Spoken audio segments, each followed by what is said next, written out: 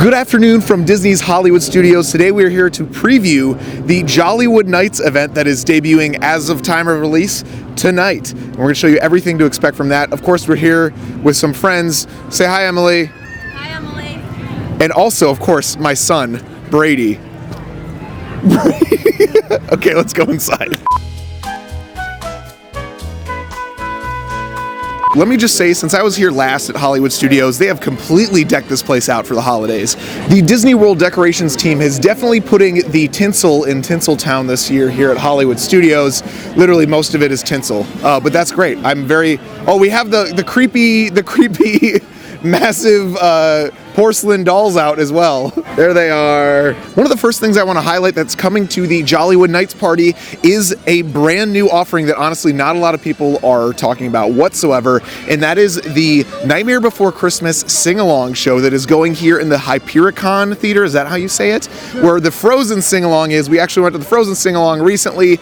I was not the biggest fan, but I feel like this Nightmare Before Christmas one is going to be way better, and I'm going to give you some insight on exactly what that is. What's This? Tim Burton's The Nightmare Before Christmas sing-along at Disney's Jollywood Nights is a sing-along with the Pumpkin King to beloved songs from the film as you follow two friends on a larger-than-life journey. You'll discover the particular magic of wonder in unlikely places, conquer the Oogie Boogie Man himself, and stay curious when things are not quite as they seem. This sing-along does have a runtime of 30 minutes. Now, like I said, this is a brand new offering, so we have no idea exactly how this is going to turn out. I'm assuming it's going to be probably like just a half-hour sing-along show with some characters on stage, you know, Jack, Sally, Oogie Boogie, stuff like that. And it's cool. Nobody's talking about this because they're all focused on the Muppets show. Do you guys know about the Muppets show? I do want to actually ask one more person what they think of this new show coming to the Frozen Theater.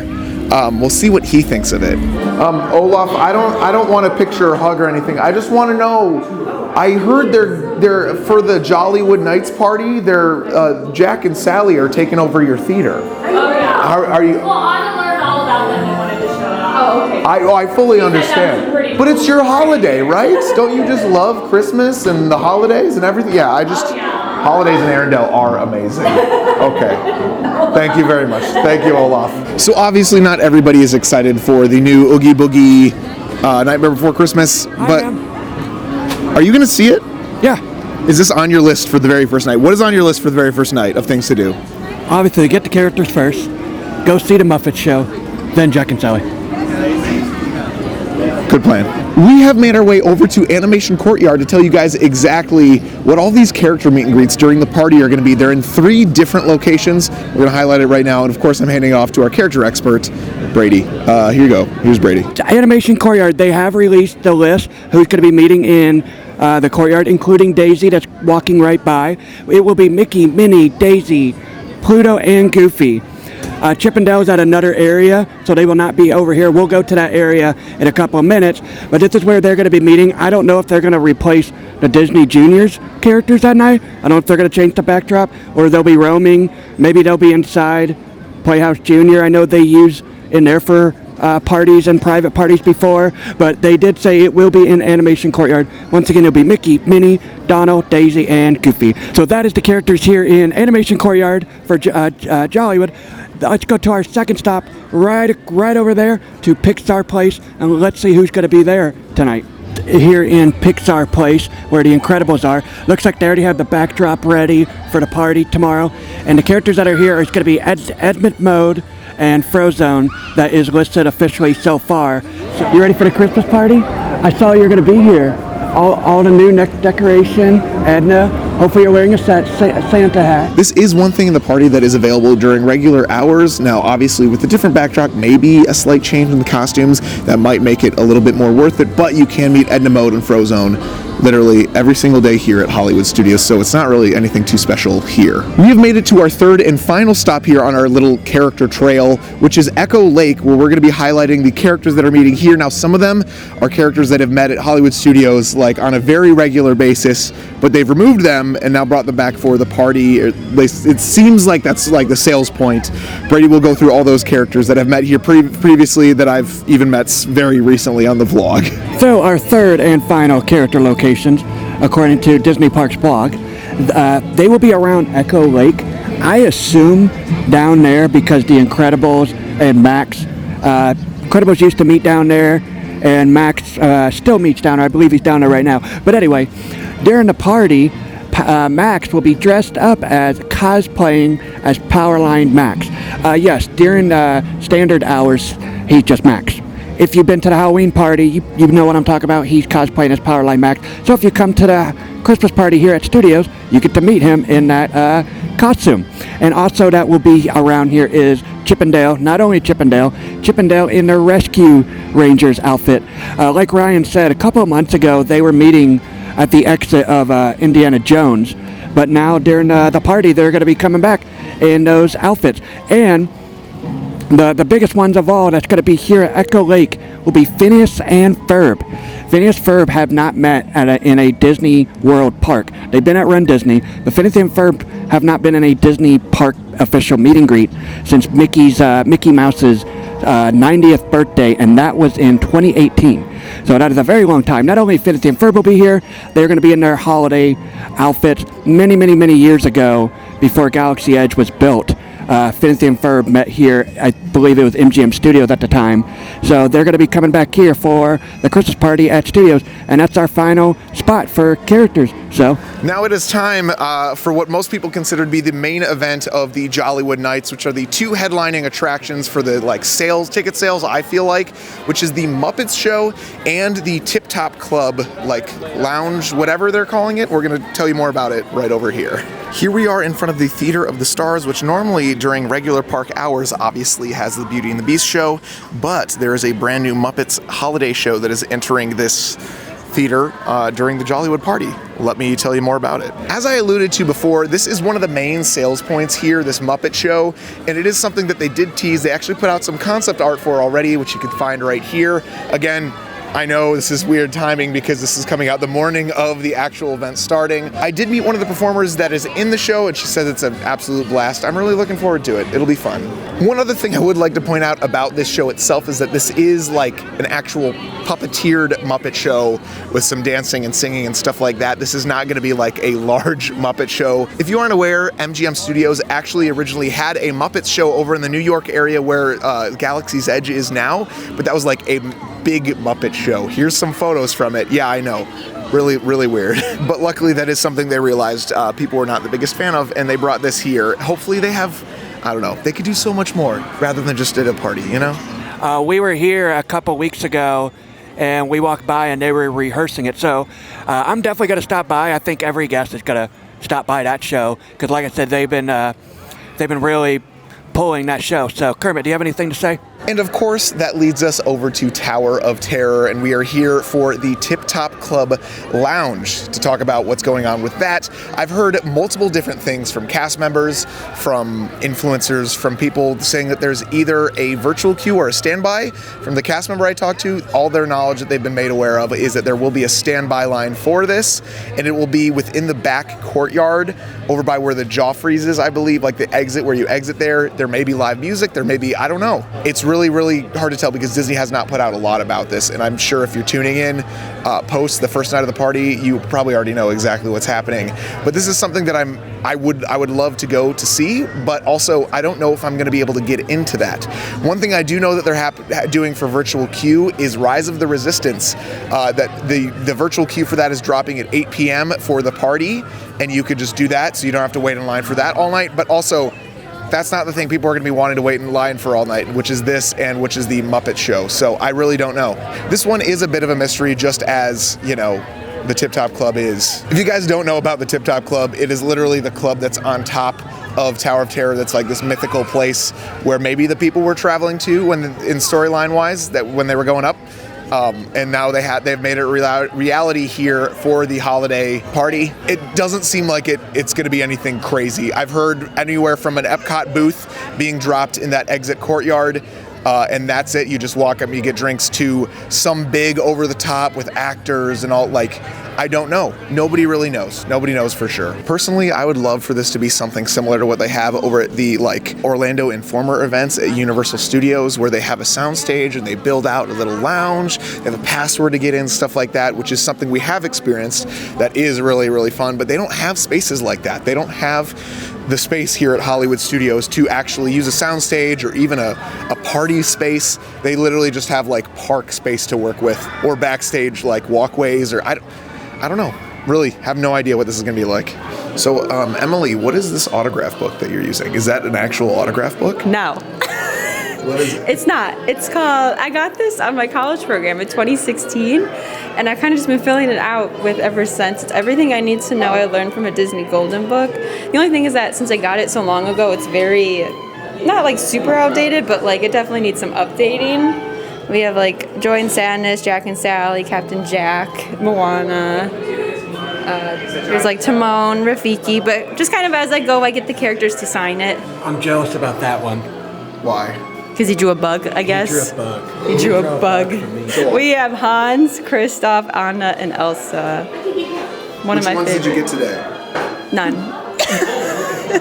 You just got. I got have a shot of you Hans. getting Well, many- the funny thing is, I got Kristoff to sign this before I met Anna and Elsa, and Kristoff's very hard to find. And then Hans I got in Disneyland. Kristoff, that's a bad guy, right? No, Hans is the bad guy. Spoiler alert, Hans is the bad guy in Frozen.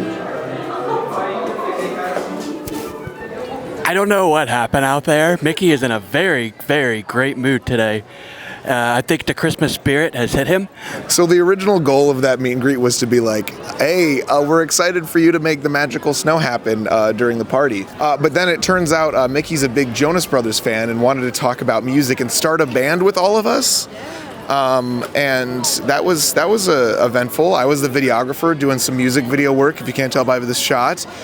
We all got together for a nice photo at the end, and Brady, you play the drums now. Apparently.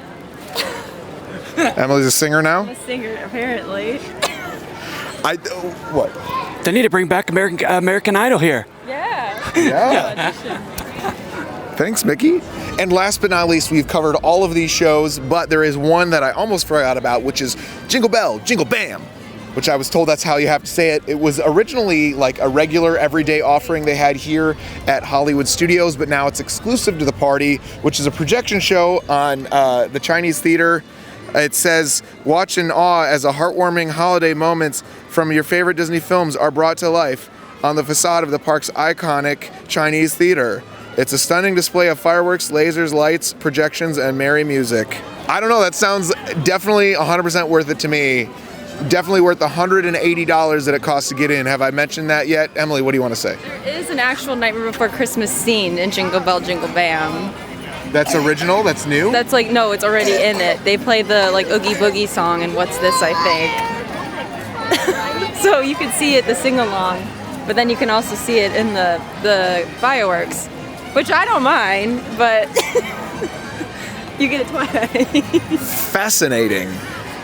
So you know what this video is. This video is everything you could expect at Jollywood. Well, one thing I have yet to actually mention is the price of this event itself. I may have alluded to it in the most recent clip, but it does cost $180 at peak to go to this event, and it starts around $160.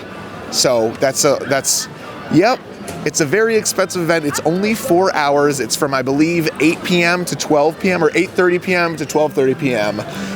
And these are all the offerings that you're going to find at this event. I don't want to spoil it, but I'm not going. I just want people to know that I think it is a lot of money to go to this, and I just don't think it'll be worth it, even for content purposes, especially when I could just do a video like this highlighting what will be there and all that kind of stuff. And maybe that's what I do from now on for events that I don't really feel the need to go to and spend that much money to go to, because also, of course, it would be me and Isabel, so that would be double that price in the first place. Anyway, but don't you worry, we are not done with today's vlog. We're actually headed to one of the most hoppin' new Orlando local food spots here, and you guys will not believe this. I'm the first person to ever cover this restaurant. Nobody's talked about it at all in the past 4 days whatsoever.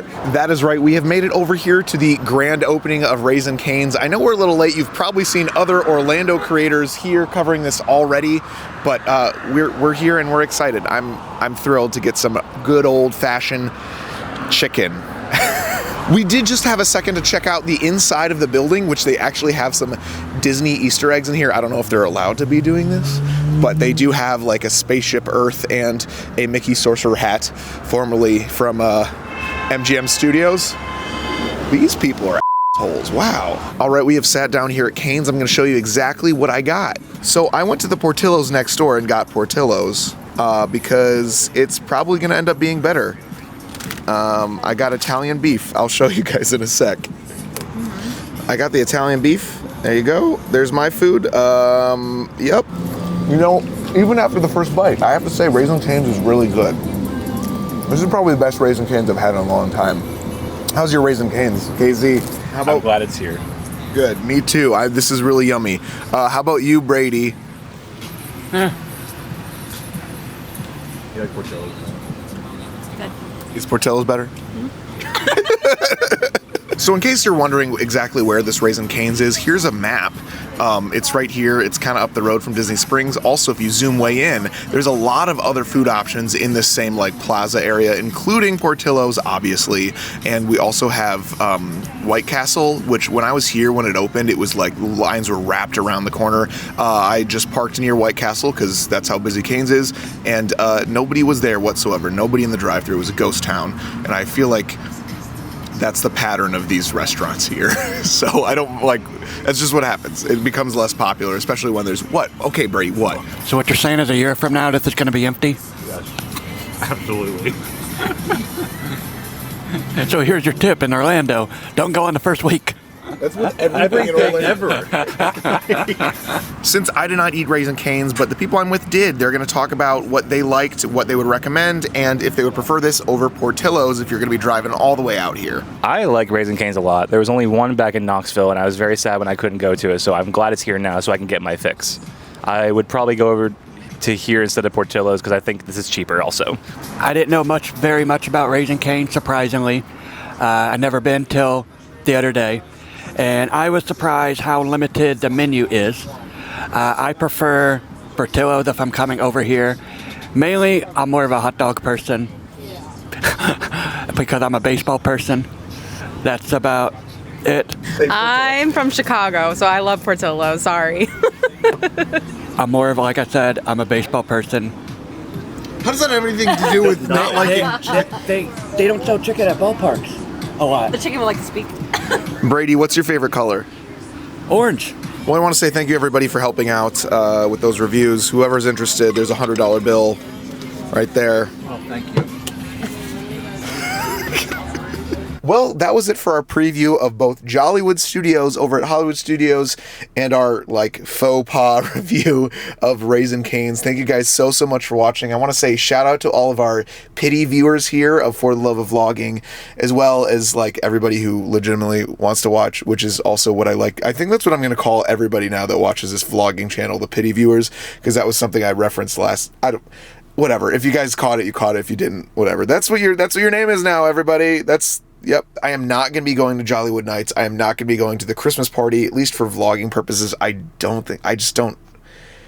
It's a lot of money to go to both of these. It's like literally like a fourth of an annual pass, so there's no point in going for one night for a 4-hour event, I don't think.